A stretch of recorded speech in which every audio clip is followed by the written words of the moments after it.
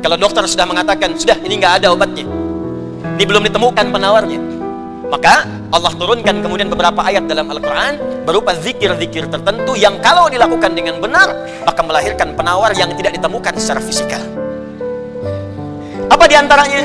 Yuk kita bacakan Quran surah ke-21 Al-Anbiya ayat ke-83 sampai 84. Kenal Nabi Ayub?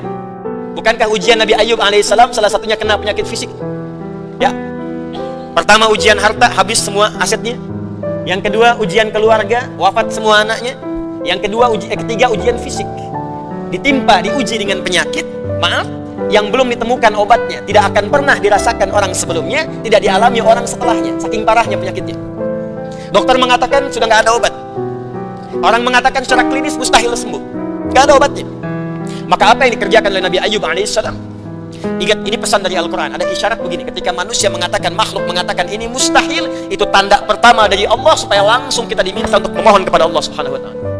Kalau ada orang mengatakan ini nggak bisa, itu langsung tanda langsung dari Allah supaya tinggalkan pendapat makhluk, minta kepada Khalik.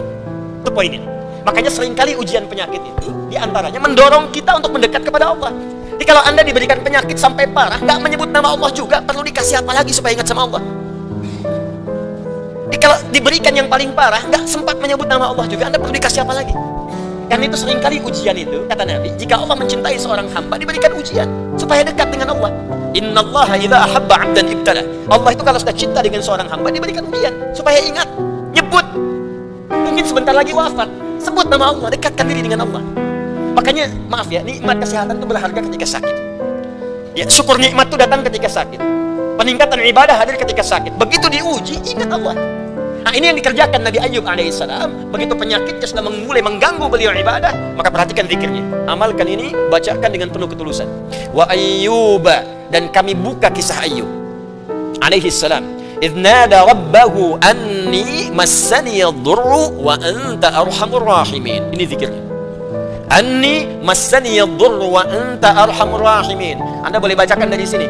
Ya anni massani yadurru wa anta arhamur rahimin. Allahumma anni massani yadurru wa anta arhamur rahimin. Allahumma anni massani yadurru wa anta arhamur rahimin. Dalam tahajud Anda mohon kepada Allah. Yang divonis misalnya matanya sulit sembuh, yang divonis misalnya ini penyakit gak mungkin sembuh, yang divonis cancer macam-macam, minta Allahumma anni massani yadurru wa anta arhamur rahimin. Ya Allah, penyakit ini sudah mulai mengganggu saya untuk bisa fokus ibadah kepadamu.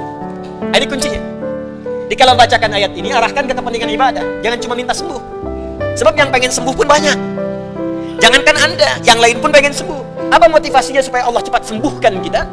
Maka dekatkan kesembuhan itu pada kepentingan ibadah. Minta, ya Allah saya pengen sholat, berikan kesembuhan pada kaki saya untuk bisa melangkah. Ya Allah, ini penyakit sudah mulai mengganggu saya untuk ibadah. Saya pengen ke masjid ya Allah, saya pengen jumatan, saya pengen jamaah ya Allah. Cuman karena ini saya nggak bisa lagi jamaah. Bukankah Engkau menyukai hambamu yang jamaah ya Allah?